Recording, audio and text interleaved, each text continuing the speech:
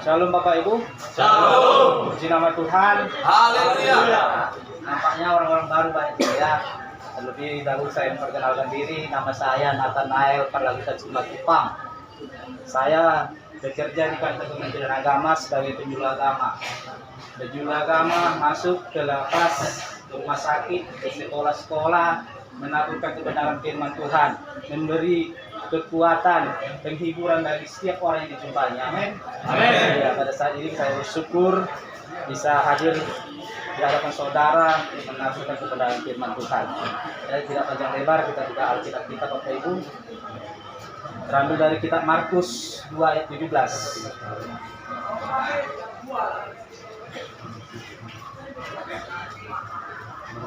Markus pasal 2 ayat 17.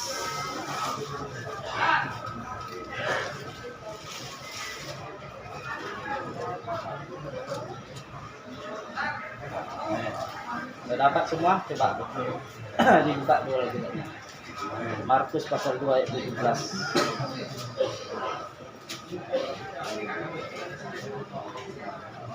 Sudah dapat? Atau kita baca dari 13 ya, bergantian supaya kita tahu isi cerita Alkitab. Saya akan baca judulnya, Bapak Ibu membaca ayat 13, oke? Lewi pemungut cukai mengikut Yesus. Ayat 13, saudaraku. Sesudah itu Yesus pergi lagi ke Kapernaum, dan seluruh orang banyak datang kepadanya, lalu ia mengajarkan mereka. Kemudian ketika ia berjalan lewat di situ, ia melihat Lewi anak Alpeus duduk di rumah cukai. Lalu ia berkata kepadanya, "Ikutlah aku." Maka berdirilah Lewi lalu mengikut dia. Ayat 15. Kemudian ketika Yesus makan di rumah orang itu, banyak pemungut cukai dan orang bersama-sama dengan dia dan murid-muridnya, sebab banyak orang yang mengikuti dia.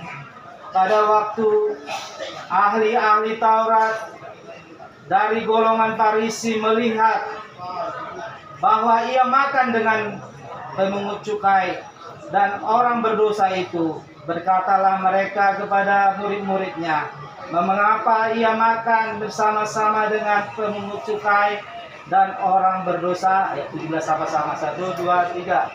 Yesus mendengarnya dan berkata kepada mereka, "Bukan orang sehat yang memerlukan, tetapi orang yang sakit. Aku datang bukan untuk memanggil orang benar, melainkan orang berdosa." Amin. Amin.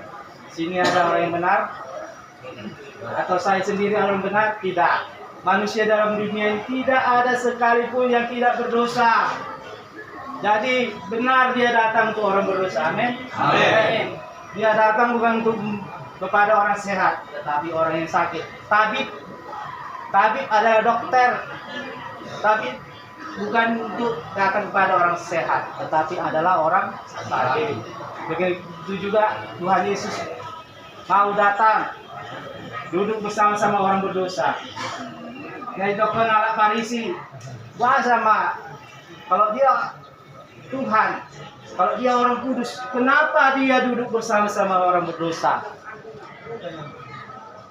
Apa nggak tahu dia itu adalah orang berdosa? Kalau Bapak Ibu pekerjaan siapa ini, si Lewi orang anak Alpeus ini, dia adalah seorang pemungut cukai. Pemungut cukai memungut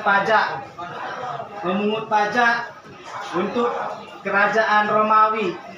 Kerajaan Romawi itu waktu itu menjajah atau menguasai wilayah Israel.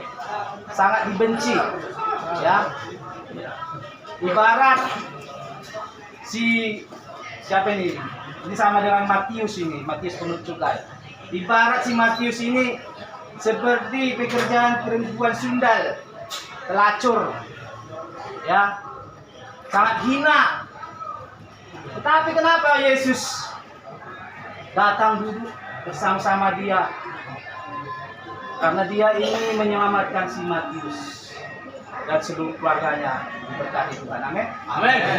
Saya yakin di sini kita adalah orang-orang yang seperti si Matius ini. Walaupun kita orang berdosa, kita segera membuka hati kita kepada Tuhan Yesus. Jadi Bapak Ibu, biar saudara tahu, Tuhan Yesus datang bukan kepada orang-orang yang benar, ya. Dia datang bukan kepada orang-orang yang suci, tapi dia datang memang untuk menebus dosa semua umat, ya. Dia menjadi sahabat bagi orang yang mau berubah, ya, bagi orang yang mau menerima dia. Apa artinya dia kalau datang kepada orang-orang yang benar? Berkatanya membal, ya. Berkatanya tidak masuk dalam hati orang-orang yang merasa suci. Pada ahli-ahli Farisi, ya, ahli Farisi itu nampaknya dia berjubah, tetapi sebenarnya dia tidak melakukan, ya, perkataan firman Tuhan. Tetapi apa yang terjadi dalam si Matius ini, Bapak Ibu? Sikap apa yang ditunjukkan oleh si Matius, ya, sehingga Tuhan Yesus senang sama dia. Dia langsung menjawab panggilan itu, ya. Dia langsung menjawab panggilan itu. Ya Tuhan, aku mau ikut Engkau.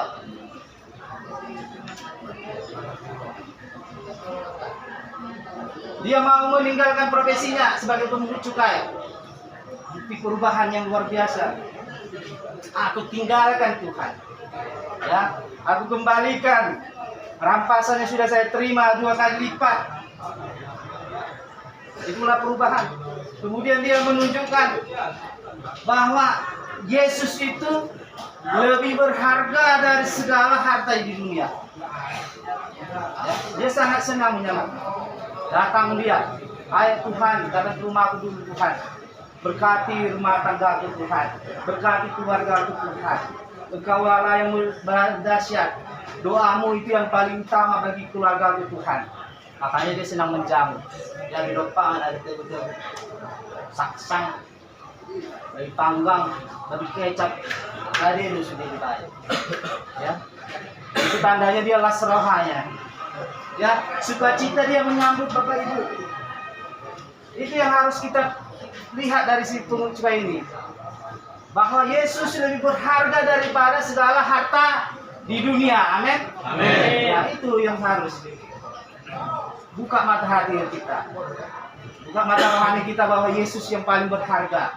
Apa gunanya seluruh harta dunia ini yang Anda raih kalau keselamatan jiwamu, ya, tidak ada yang menjamin.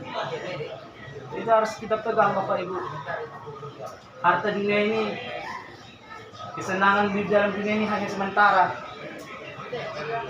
Olah 80 tahun Jauh di Portibion, boy menikmati, ya, keindahan dunia ini, menikmati kesehatan. Lebih dari 80 tahun adalah sakit penyakit, penderitaan. Pernah Bapak Ibu lihat orang tua yang sakit-sakitan? Ima jolma. Kalau udah 80 tahun udah sakit-sakitan Bapak Ibu, ya. Jadi beruntung saudara di sini sehat, amin. Amin. Tidak ada yang sakit, semua berenergi kita, yang gemuk-gemuk lah, yang berotot, ya, luar biasa. Jadi Bapak Ibu syukurilah kehidupannya, ya. Selagi dalam binaan ini kita dapat merasakan kasih Tuhan juga, ya. Walaupun dalam kurungan sempit. Harus kita tahu kasih Tuhan itu melimpah bagi kita. Kenapa saya tekankan begitu? Ya, saudara bisa bernapas. Itu anugerah Tuhan yang luar biasa. Anda masih melihat matahari di pagi hari. Itu berkat Tuhan yang luar biasa Bapak Ibu. Kalau dibandingkan orang yang sakit di tempat tidur, wajib naik emang. Ya, sesak nafas mamang. Mandiri au Tuhan. Alat Tuhan. Nah, ya ada. Ya, lihatlah di rumah sakit ada yang sakit. Bapak Ibu sehat masih, ya. itu syukuri, amin. Amin. Iya. Atau malah Tuhan juga. Jadi kita ini diberikan napas kehidupan, masih lega. Mari kita memuji Tuhan, memuliakan Tuhan. Haleluya. Haleluya. Itu luar biasa pokoknya. Harus tertanam rasa syukur itu.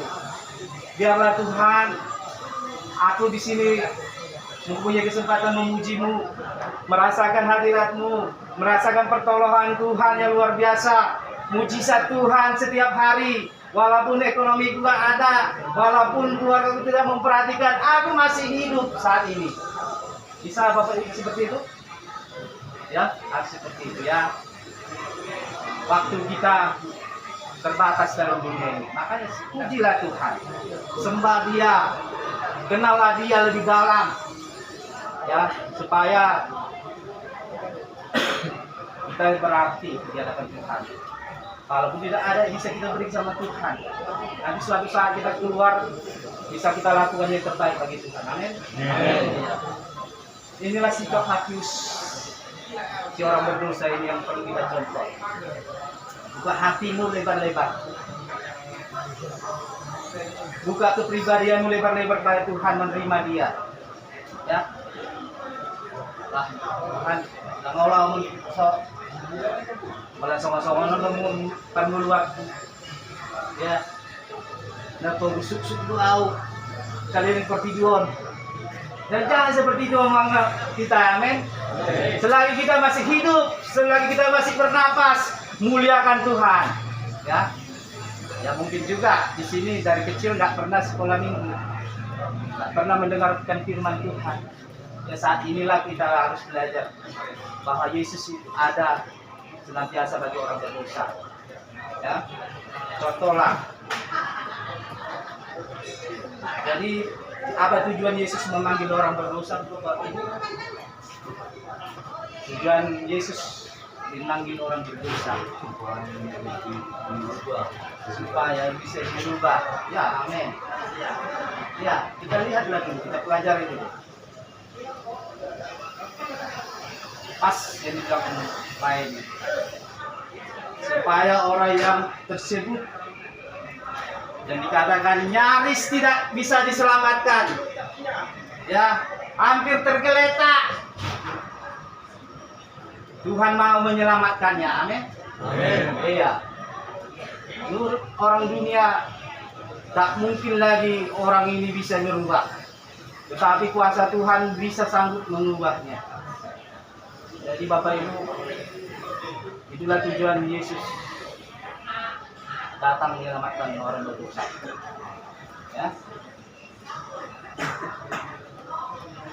Saya katakan tadi, sukacita yang luar biasa yang diterima siapa ini? Mencukai orang Lewi, si Matius, sama dengan si Matius ini mencukai. Sebenarnya masih saudaranya Tuhan Yesus juga ini. Saudara Yesus, Yakobus, anak Alfeus. Jadi opungnya marga Alfeus. Ya, masih saudaranya itu. Dia sambut. Ya. Sangat dibenci orang Yahudi. Petugas pajak. Karena itu untuk kekayaan kekaisaran Romawi. Sangat merugikan. Ya. Orang sangat hina. Kalau orang Yahudi memandang dan pekerjaannya ini adalah, kalau kita melihatlah rentenir, maaf ya dulu ya, ada sini yang mantan rentenir. Antara 20%, dipinjam 500, ikon 100, bulan naro, martahuak manu, keluar hepeng nak. Ya, 500 dipinjam, ikon 600 jalon nak. Padahal yang dipinjam ini ngapogus, mangana pedang aro. Bahasa mekel itu mantan desian nak. Oke lah, maaf ya Tok ya. Tenir 20%, mau 500 20% saja. 600 kan? 20%. bertawa manu keluar menghepena. Jadi ibarat seperti itulah orang Indo susah sekali karena nggak ada uang. Yang mana namanya cedariun dilekku pinjaman tuh sian si Rosmawati reteniran enak Romai mana belum lagi uang admin 10.000 ya sudah susah bulan depan belum tentu ada penghasilannya Bapak Ibu ya tetapi dia meminjam untuk mencukupi makanan keluarganya bulan depan datang lagi mau datang lagi si Rosmawati 2 hari lagi pinjam lagi dulu untuk menutupi si 500 ini jadi bertambah-tambah lah utangnya ya sampai berjuta-juta. Jadi Bapak Ibu ibarat seperti itulah si pemungut cukai ini tidak mau tahu kesusahan orang. Yang penting keluarkan uangmu ya pajak rumahmu pajak sawahmu berlipat-lipat diambilnya ya kalau nggak dikasih dipanggillah pengawal ya tentara untuk menggeret anaknya menjual anak-anaknya sebagai budak luar biasa ya kejahatan Matius ini sangat luar biasa di mata orang Israel dan sangat dibenci ya kenapa lah Tuhan Yesus mau makan bersama-sama dengan mereka si pendosa ini ya ibarat contoh lah ya kalau ada pendeta berjubah roti kue tua pakai gitu sama pendeta tan kue tua enak ada dia minum kopinya dan minum susu ngasih pamereng halak kan kalau dia supaya bertanya kepada jemaatnya sana bahasa awam dan minggu lewat kalau lain orang melihat kalau lewat sepintas ikut-ikut doa makan pendeta tak ya seperti itulah yang dialami oleh Tuhan Yesus dia mendengar perkataan itu kenapa gurumu itu yang hebat itu kenapa dia masuk ke rumah orang berdosa itu Tuhan Yesus mendengar dan berkata kepada mereka bukan orang yang sehat memerlukan tabib tetapi orang yang sakit aku datang bukan untuk memanggil orang benar melainkan orang berdosa ya? Bukan orang sehat memerlukan tabib tapi orang sakit ya tujuan Yesus datang menyelamatkan orang yang tidak terselamatkan menurut manusia itulah kita amin amin kalau ya saya katakan akibat upah dosa ialah maut sebenarnya ngeri sekali akibat upah dosa ialah maut ikut majik dosu de jol maon masuk api neraka tetapi karena belas kasihan Tuhan ya dia mengutus Yesus menjadi serupa dengan manusia yang hina coba lah saudara pikir dia Tuhan yang kudus tempatnya di tahta surgawi turun ke dunia menjadi sama dengan manusia yang hina ya supaya apa supaya dosa manusia ini diambilnya supaya jangan lagi dihitungkan kepada masa penghakiman ya dia menanggung dosa kita Bapak Ibu ya diambilnya dosamu buatlah dosamu si Matius ya di hadapan Bapa akulah jaminannya ya terhadap pendakwa kita si iblis Yesuslah yang pasang badan. Ya. Dia yang pasang badan sama si iblis. Kalau ada tuntutan, si Tius itu panakpo, si Lukas itu pembunuh, ya. Tetapi Tuhan sudah mengambil segala upah dosanya si Matius, si Lukas ini. Akulah tengok, ya. Aku sudah menebus dosanya si Matius, ya. Si pemungut cukai. Jadi Tuhan pasang badan.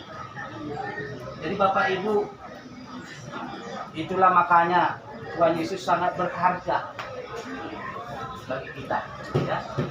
Berharganya itu tidak bisa diukur. Ya. Kata di Alkitab, satu orang jiwa diselamatkan, beribu-ribu malaikat di sorga bersuka cita. Amin. Amin. Ya. Tidak ada membandingkannya. Satu jiwa itu dibandingkan harta di dalam dunia ini. Ya. Wah, berharga sekali manusia ini. Berharga sekali si Matius ini. Emang. Ternyata kita juga lebih berharga lagi, amin. Iya. Kalau Bapak Ibu tahu si pendakwa kita itu, sekali dia berbuat dosa, tidak ada lagi pengampunan bagi dia. Makanya selalu dia iri hati kepada manusia. Kadang-kadang diintimidasi manusia itu, ditakut-takuti. Gak layak kau. Gak layak kau datang bergereja. Kagulah dosamu. Ya jangan kalian dengar. Aku pun berdosa. Tuhan sudah tanggung dosaku. Amin. Iya, luar biasa Bapak Ibu. Ya, kita mau berubah, memandang kepada Tuhan, maju di dalam Tuhan. Segala dosa kita Tuhan sudah tanggung. Itulah start kita mau berlangkah. Ya, start kita mau berubah. Ya. Kalau kita sudah ditebus Tuhan, pandanglah Tuhan itu. Kemudian tujuan Yesus memanggil orang berdosa.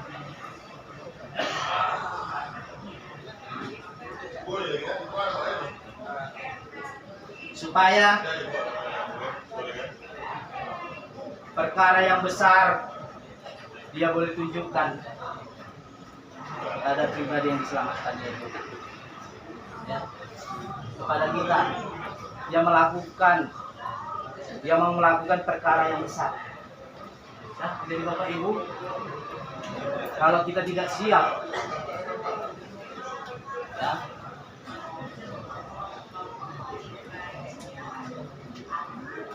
kita tidak mau mengikut dia, perkara yang besar daripada Tuhan tidak akan kita lalui, tidak akan alami. Ya Bapak Ibu, perkara yang besar yang Tuhan akan kerjakan kita tidak akan alami itu kalau kita tidak mau menerima dia. Ya, itulah lasnya rohani si Matiuson.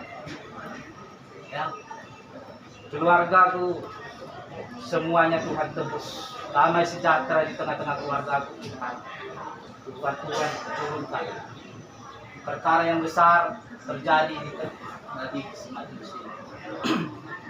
Jadi Bapak Ibu, kalau kita mau melihat perkara yang besar daripada Tuhan, kita harus menerima dia, ya. Amin. Itu tujuannya. Tujuan Tuhan Yesus memanggil orang berdosa itu supaya kita bisa merasakan perkara besar yang Tuhan lakukan.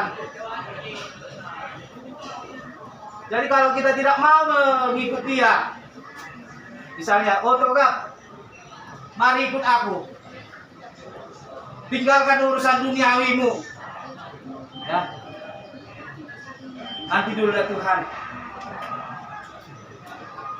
kurang dope, yang si urusakku, ya, banyak lagi bisnisku. Ya, yang rugi itu siapa? Ya, yang rugi itu si Togap ini. Padahal sudah ya, Tuhan mau ajak. Tinggalkan Togap pekerjaanmu. Ikutlah aku. Aku mau melakukan perkara yang besar dalam hidupmu. Ya, ada situ kok ini banyak dalih. Nantilah Tuhan, hanya ada lagi orang tuaku yang mau urus. Nantilah Tuhan. Ya, kesempatan itu hilang. Amin. Benar ya. Kalau Tuhan mengajak, ayo ikut aku, ikut sungguh-sungguh sama Tuhan. Tuhan akan lakukan perkara yang besar. Hari demi hari Tuhan akan pelihara kehidupanmu. Tuhan tunjukkan, Tuhan ubahkan sesuatu yang tidak mungkin di hadapanmu. Tuhan berikan terobosan, ya, untuk keluargamu, pasti tuh. Amin. Ya pasti Tuhan akan tolong. Ya, saat ini apa dayaku Tuhan. Ya, ada juga orang seperti itu Bapak Ibu. Sudah tak berdaya pun sombongnya datang Tuhan. Ya, sudah tak ada kekuatannya, tidak mau mengandalkan Tuhan. Itu salah satu kebodohan. Ya, saya katakan itu salah satu kebodohan kita. Kita sudah mengenal Tuhan, tidak mau mengandalkan Dia dalam kehidupan kita. Betapa malang kita. Saya kasih contoh lagi. Kehidupan kita dalam penjara ini terbatas. Anak-anak kita ada di luar sana yang mau sekolah. Apa daya kita untuk menolong mereka? Salah satu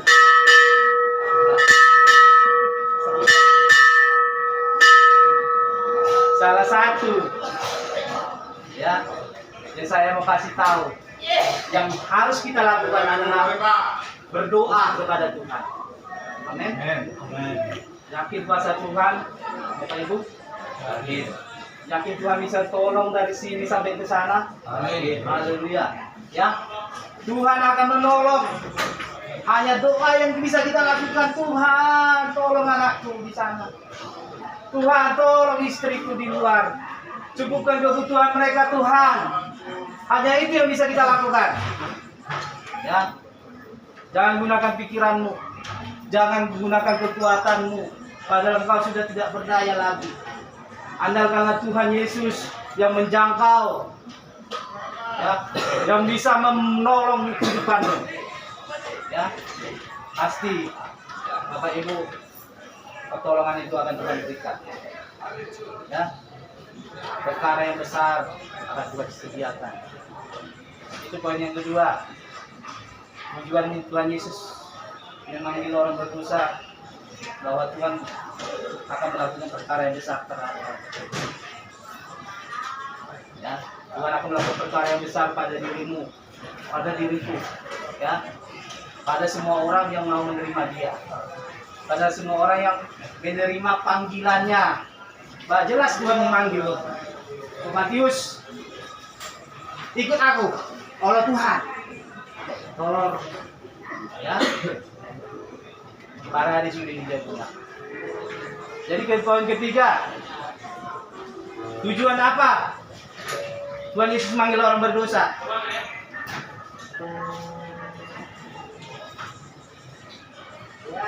Tujuannya adalah yaitu supaya memilih, ya, memilih, benar-benar memilih orang-orang yang meresponi perkataannya. Ya. Banyak, ya, orang berdosa dalam diri banyak yang tidak meresponi panggilan Tuhan. Ya. Perkataan firman Tuhan sudah jelas. Mari ikut aku. Jangan foto-foto Tuhan ini. Yang saya rasa di sini tidak ada seperti itu, Bapak Ibu, ya. Amin. Amin. Jadikan Yesus itu lebih berharga. Jadikan Yesus itu sebagai penolongmu. Jadikan Yesus itu sebagai Tuhanmu yang menjangkau lebih luas lagi. Ya, tadi saya bilang Tuhan Yesus datang ke dunia untuk mengambil dosa-dosamu supaya engkau ditempatkan di surga. Itu lebih indah, ya. Pasal Kinan 23 akan berlalunya dunia ini, Bapak Ibu, ya. Jadi kalau Anda mendengar suara Tuhan pada pagi hari ini, ikutlah aku, maka responilah dengan baik. Amin. Amin.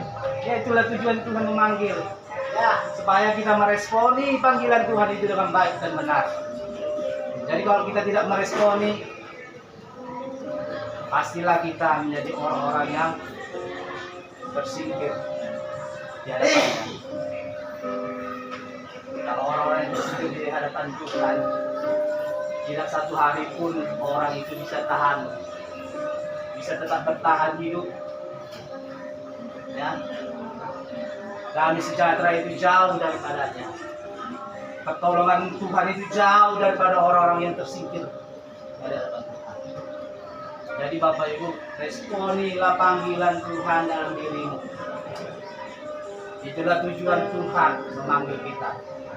Yang sangat indah.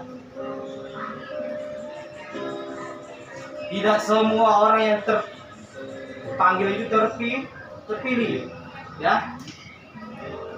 Tidak semua orang yang terpanggil itu terpilih. Tetapi orang yang terpilih itu benar-benar orang yang terpanggil, benar-benar orang yang meresponi dengan benar perkataan firman Tuhan. Jadi saya mau sampaikan pagi hari ini, jangan sia-siakan panggilan itu, Bapak Ibu, dalam kehidupanmu, ya. Harta yang paling besar dalam dirimu bukan harta dalam dunia ini. Kesenangan yang terindah bukan kesenangan yang dalam dunia ini, tetapi kesenangan yang di dalam Tuhan. Amin. Amin. Iya. Coba buka mata hatimu. Coba lihat perkara yang akan Tuhan kerjakan. Tidak ada yang mustahil bagi orang yang percaya. Haleluya.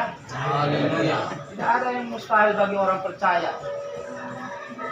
Ya. Karena apa yang setiap dikatakan Tuhan itu pasti akan terjadi. Ya. Coba kita nyanyikan dulu, ku yakin saat mengerti.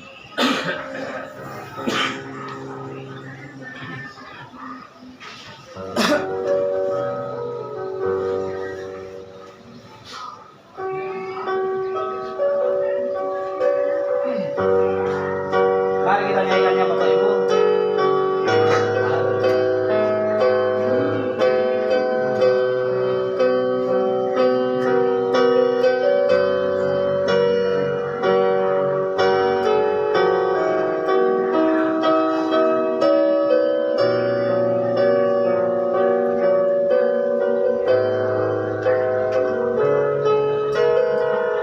Mari katakan, ku yakin saat